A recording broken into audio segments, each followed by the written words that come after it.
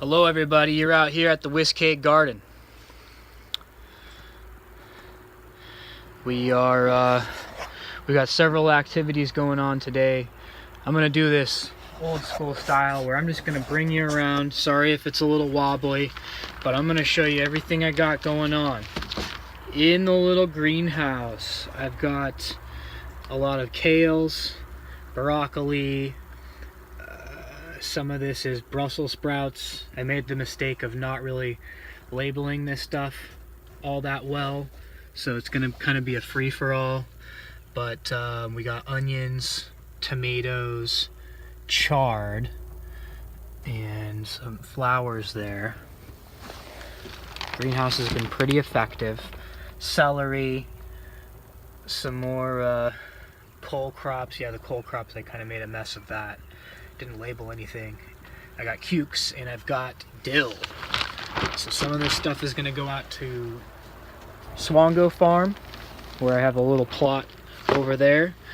Some of it is going to go right over here. And my growing practices that I do here with the Whiskeag gardens are a bit different than what you see going on at Swango's. My approach is a little bit more guerrilla. It's a little more experimental, but it's also, I'm trying to be a little bit more intensive. And so far, I mean, to be honest, I've always tended to do this more guerrilla style where, for instance, let's go over to this bed where I just weeded this, and I had spinach that I sowed here, which sowed really poorly. It doesn't, for whatever reason, I haven't had success with it. But what I also had in this bed is, this is a daikon radish. Actually, this is a daikon radish. That is probably a different kind of radish. And then I also have cilantro here. So I have a few things that are free seeded. And I've always tended to just let that stuff grow. If it's, I mean, look at this, cilantro is already really nice, so might as well just leave that, let it grow, and then, but you know, I still have like all this space over here that I could sow something else. And I kind of just do it, you know, bit by bit. So underneath the white sheet there, I have radishes, and I just kind of ran out of seeds right there. So then I went to spinach over here. I just sowed over here a new batch of radishes and lettuce, which I do, you know, every 3 weeks I'm doing new sowing. And you can see I just kind of piece it as I go. If something opens up, or if I have a kind of a failure like I did with the spinach, then I just till that over and let it go. And then underneath here I have the strawberries, which are looking pretty healthy. I could do to probably weed this bed though soon.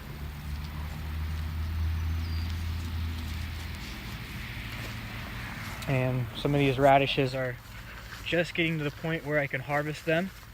And so I'll probably open up the farm stands in 2 weeks, maybe in 1 week. Still a week away.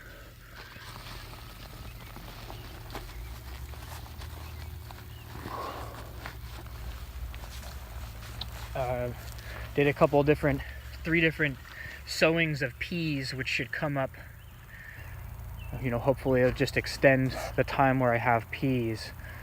You can see them here. And I'm gonna stake them up, string them up. You can see the strings over here. I'm growing a lot more peas than last year because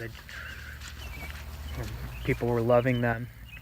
And then here again, you see in this bed a little bit of that purple lettuce and the green lettuce. You know, there's tons of this stuff, and this happened last year as well, where it free seeded, I think, in this bed, and I just let it go, and it was some of the most delicious lettuce I had, and productive lettuce.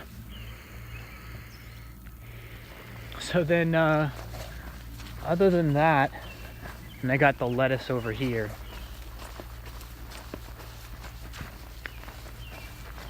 And here's a thing where I had this arugula if you can see, it's got flea beetle bites all in it. It's just not marketable. Still tasty, I'll eat it, but it's just not growing that well. And also, I was trying to figure out what I was going to do with the peas. I kind of messed this up too. But I think it'll actually work out. So now I'm just going to make the adjustment to, you can see those peas, I haven't covered them yet. So they'll grow up a little bit later than the stuff on the other side. It's just about maximizing the space. I'm trying to get the most out of every inch. Here, this lettuce is this is really good. This looks really good. Sydney just weeded that. And here again is a spinach bed. You can look at the germination rate there. It's just no good. I'll let those plants go, but then when I have time to seed something else, I did all my seeding for like this week or 10 to 14 day period, and then I'll sow another set of there's Sansa.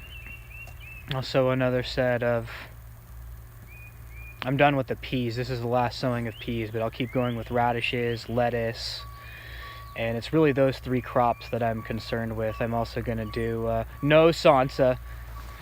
That's not the place for that.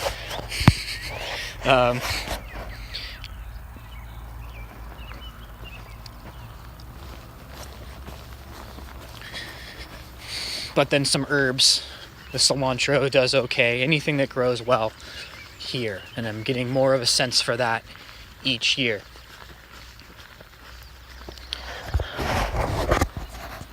The apple tree, which I really tried to be on top of the brown-tailed moth as much as possible, but it's still going to be a challenge.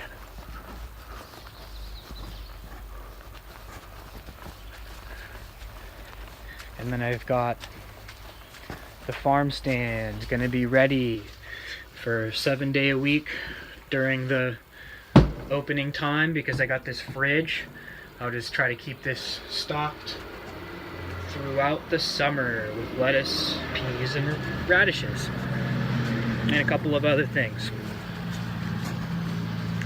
And then there's one more thing I want to take a look at here, and I don't know what this is. I haven't looked up what it is, but I've never seen it before. It's really bizarre. I didn't know these trees did this. So look at this. These are like gelatinous. It feels like and they're damp, and they're just like on this little ball in the middle. Well, I'm guessing it's these blue things that are blowing up and becoming this. It's like jellyfish.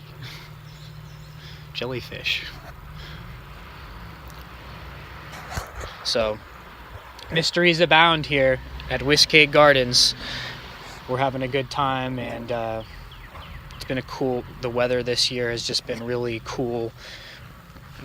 Everything's kind of behind, I would say. The temperature's been lower than average in May and very rainy, but it's been pretty good conditions though. For the peas are like really looking good, and they're coming soon.